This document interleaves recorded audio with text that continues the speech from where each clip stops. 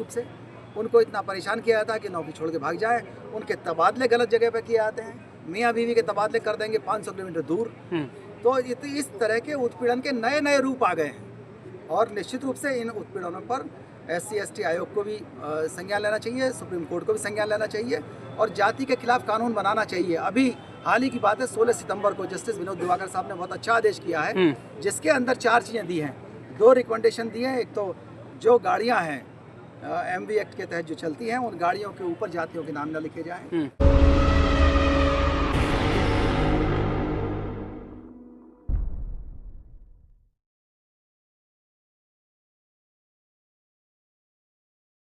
गवई साहब पर जो एक वकील ने जूता फेंकने का जो कार्य किया था उसको लेकर के तमाम जो है आलोचनाएं हो रही, किस तरह से देख रहे हैं प्रकरण को? कहा जा रहा है कि शेड्यूल कास्ट का व्यक्ति अगर CJI भी बन जा रहा है तब भी जो है वो समाज में उसकी जो स्वतंत्रता है, विचारों की अभिव्यक्ति है, उस पर जो है वो प्रहार किया जा रहा है। देखिए, पूरे देश के अंदर जो पूरी दुनिया के अंदर राइट विंग एक्सट्रीमिज्म की लहर है जी, पूरे देश के अंदर है। इस देश में बहुत से अधिकारी, कर्मचारी, अधिवक्ता और यहाँ तक कि जो बाबा लोग हैं वो पूरा ये प्रयास कर रहे हैं कि इस देश के अंदर किसी तरह से वर्ण व्यवस्था लागू हो जाए। और जो लोग पूंजी के आधार पर, जाति के आधार पर इस देश पर राज करते रहे हैं, इस देश पर शक्ति के सभी स्रोतों पर कब्जा जमाए बैठे हैं, उन पर कोई आँच ना आए। और जो गरीब हैं, कमज़ोर हैं, scheduled caste, scheduled tribe, OBC हैं, माइनॉरिटीज़ के लोग हैं, उनके अंदर तक ताकत ना पहुंच पाए। और जब भी ऐसा कोई व्यक्ति आता है, संपन्न होकर के अमीर हो जाए या किसी अच्छे पद पर बैठ जाए, तो वो तिल मिला उठते हैं। और जरा सी बात भी उनका ये कहना है कि हमको इनकी जो जरा सी चीज़ें हैं वो आहत कर जाती हैं। अगर आहत करने वाली बात है तो गवई साहब के जो बिरादरी के लोग हैं, गवई साहब के जो पूर्वज हैं, कितने बार उनकी जो भावनाएं हैं आहत हुई होंगी।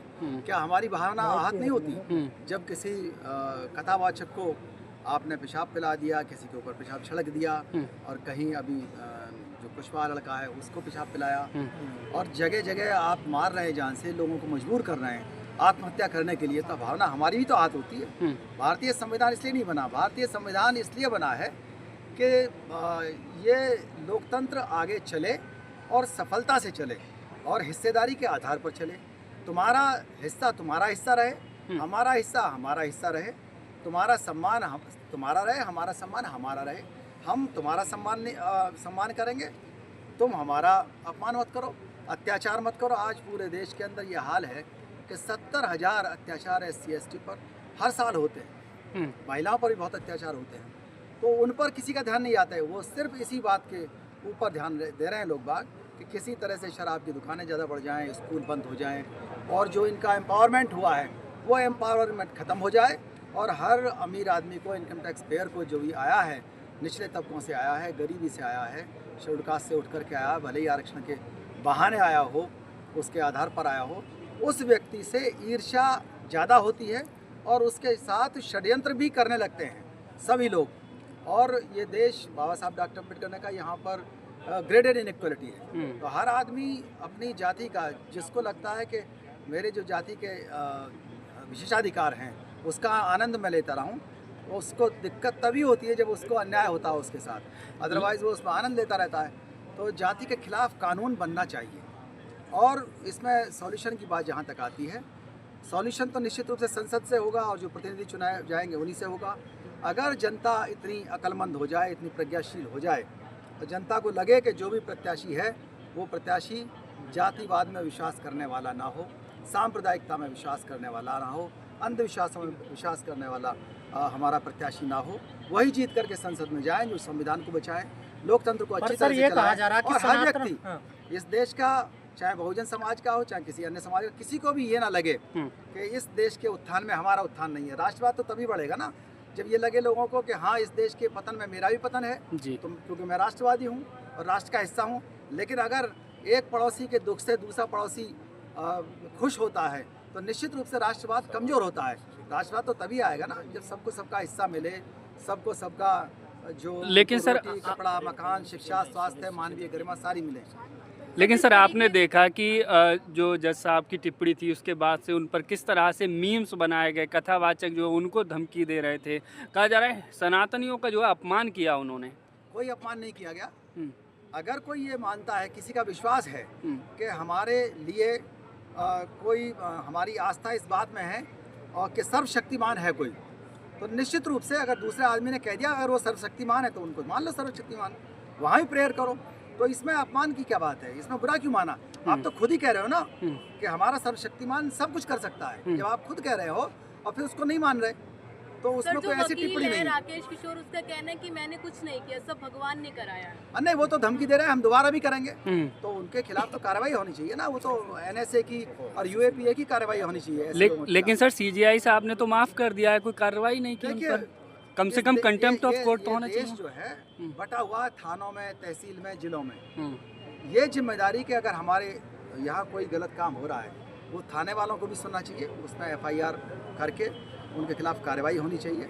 और क्योंकि इससे पूरे देश के समाज को आपने 2 हिस्सों में बांट दिया, एक संविधान विरोधी हैं और एक संविधान समर्थक हैं, तो निश्चित रूप से ये आपने लोकतंत्र के साथ खिलवाड़ किया है। सर हरियाणा में जिस तरह से IPS ने सुसाइड किया है और जातिगत उत्पीड़न का आरोप लगाया है तमाम अधिकारियों पर, कैसे देखते हैं? देखिए, जो अधिकारी और जो भी संवैधानिक पद पर बैठ कर के लोग बाग अत्याचार करते हैं, उसका अब उन्होंने रूप बदल दिया है। पहले रूप ये था कि अकेले खेत की मेड़ पे मारते थे, घर में घुस करके मारते थे, लेकिन पढ़ने लिखने के बाद जब लोग अधिकारी हो गए, उनके खिलाफ जांचें की जाती हैं, उनका ACR खराब किया जाता है, उनके मेडल रोके जाते हैं, उनको सजा दी जाती है, उनकी नौकरी से बर्खास्त किया जाता है, उनकी अनिवार्य सेवा से हटाया जाता है अनिवार्य रूप से, उनको इतना परेशान किया जाता है कि नौकरी छोड़ के भाग जाए, उनके तबादले गलत जगह पर किए जाते हैं, मियाँ बीवी के तबादले कर देंगे 500 किलोमीटर दूर।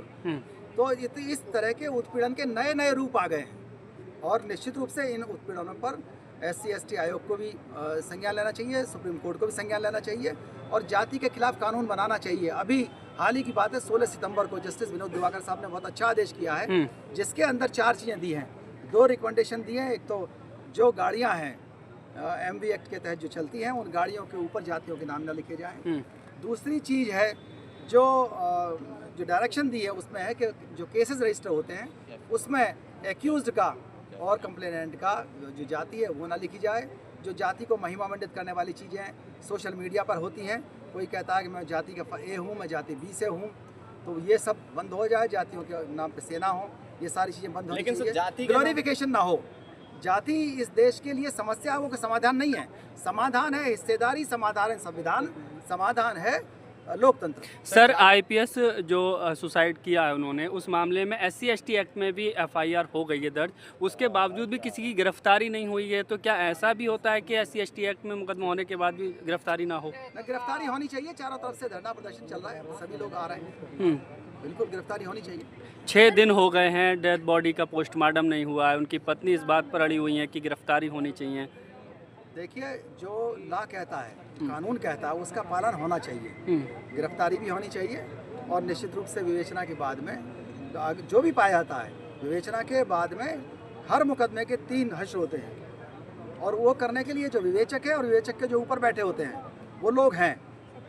उसमें FR भी होती है, कई बार एक्सपंज भी होता है और कई बार चार्जशीट लगती है, तो वो तो विवेचना के बाद की बात है। लेकिन जो SC/ST एक्ट की भाषा है, जो उसके अंदर संदेश है, उसमें गिरफ्तारी होनी चाहिए। सर, एक आम चर्चा हो रही है कि एक IPS को न्याय नहीं मिल रहा है, तो एक आम दलित की क्या स्थिति होगी समाज में? देखिए, जातिवाद के रहते हुए जब तक जाति के खिलाफ कानून नहीं बनता, बाबा साहब डॉक्टर अम्बेडकर ने किताब लिखी थी एनाइलेशन ऑफ कास्ट, और हम मांग करते हैं हमारे NGO भी के एनाइलेशन ऑफ कास्ट एक्ट पारित हो, जिसमें जिस तरह नोटबंदी हुई थी उसी तरह जातिबंदी हो।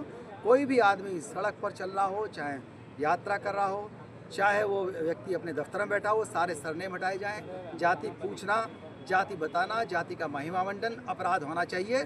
जब नोटबंदी हो सकती है तो जातिबंदी क्यों नहीं हो सकती? लेकिन सर, अब इस मामले में एक नया मोड़ आ गया है। एक ASI ने भी सुसाइड कर लिया और उन्होंने जो IPS हैं उन पर जो है भ्रष्टाचार के आरोप लगाए हैं। देखिए, आरोप लगाने का अधिकार सबको है, कोई भी लगा सकता है, उसकी भी विवेचना होगी, निश्चित रूप से मुकदमा उस पर भी काम होगा। जो भी चलिए सर, जिस तरीके से CGI पर जूता फेंका, उसके बाद X पर लगातार लोग वकील के समर्थन में उतर रहे, तो उसे कैसे देख रहे हैं? देखिए, जो जातिवादी लोग हैं वो संविधान समर्थकों के खिलाफ रहते हैं और वो हमेशा से, चाहे वो मंत्री रहे हों, चाहे मुख्यमंत्री रहे हों, उनको भी गालियाँ दिया। जो भी आए हैं शेड्यूल्ड कास्ट से और बैकवर्ड से लोग आए हैं, पहले भी लोगों ने कहा कि भाई जाइए और हल चलाइए, नाई का काम करिए, जो ओबीसी से गए और जो शेड्यूल कास्ट के लोग गए, किसी को काट भैंस चराओ या नाई का काम करो, तुम्हारा काम संसद में जाना नहीं है। बहुत से लोगों ने कहा ये लोग संसद में जाके क्या करेंगे, फ्रीडम स्ट्रगल जब चल रहा था। तो निश्चित रूप से उन लोगों को जिन्होंने कब्जा कर रखा है, जिन्होंने एकाधिकार कर रखा है, उनको ये बर्दाश्त नहीं है कि किसी भी तरह से इन लोगों को आरक्षण के आधार पर सीटें मिले। दिक्कत तो लड़ाई सारी की सारी आरक्षण से है। आरक्षण रिप्रेजेंटेशन है। हम इस देश के अंदर पैदा हुए, इस देश के अंदर हम सेवा कर रहे हैं, इस देश की मिट्टी में, तो वो हमारे बाप का भी है, तुम्हारे बाप का भी है। तुम भी अपना हिस्सा लो, हम भी हिस्सा लो, जाति जनगणना जल्दी से कराओ, हो जाए हिस्सा। सर एक तरफ तो मोदी जी आरएस के 100 साल पूरे होने पे सिक्का निकालते हैं और वहीं दूसरी तरफ ऐसे मामले सामने आ जाते हैं, उसे कैसे देखते हैं? देखिए, देश के अंदर जो राष्ट्रवाद की बात कर रहे हैं लोग बाग, भारतीय संविधान में कोई ऐसी व्यवस्था नहीं है कि कोई भी देश को अपनी जाति के ऊपर आधारित चलाए या धर्म के आधार पर चलाए। ये देश सबका है। इस देश के अंदर बहुत से धर्म हैं, बौद्ध भी हैं, बौद्ध कहने लगेंगे बौद्ध राष्ट्र बना दो, ईसाई कहेंगे ईसाई राष्ट्र बना दो, सबको कहने की आज़ादी है। लेकिन हमारे जो संविधान निर्माता डॉक्टर अम्बेडकर हैं, उन्होंने एक ऐसा संविधान बना दिया जिसमें सारे अधिकार है ना सबको, उसमें बुराई क्या है, आपको कौन सा अधिकार चाहिए। और अगर किसी के दिमाग में ये गलतफहमी है कि वो मनुस्मृति लागू कर देगा, तो ये नहीं हो पाएगा इस देश के अंदर। इसके लिए बहुत युवा आगे